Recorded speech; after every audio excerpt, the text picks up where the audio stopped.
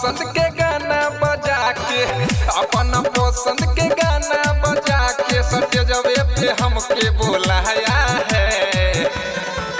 सखी देखी के दिल घबराया है, बोलिया ने कौन खींचा लाया है। सखी देखी के दिल घबराया है, बोलिया ने कौन खींचा लाया है। Music by Mohan Yadav.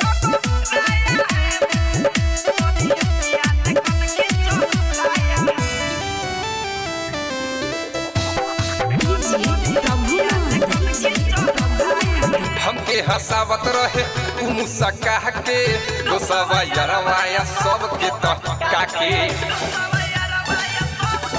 ए हो हमके हंसावत रहे उ मुस्का के, दोसवा यरवाया सबके तका के। डर से करहना जात रही नाचे, डर से करहना जात रही नाचे, लमसर ने कसहु मनाया है। सखी देखी के दिल घबराया है, बोलिया ने कौन खींचा लाया है। सखी देखी के दिल घबराया है, बोलिया ने कौन खींचा लाया है।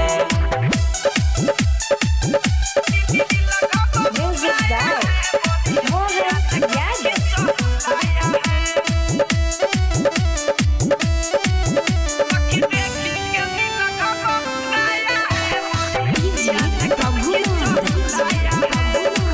कहत रहे करब बात विशेष हो, नाम बतैले रहे गोलू सिंह रितेश हो। ए हो कहत रहे करब बात विशेष हो, नाम बतैले रहे गोलू सिंह रितेश हो। रोशन ऋषि चुना हमरा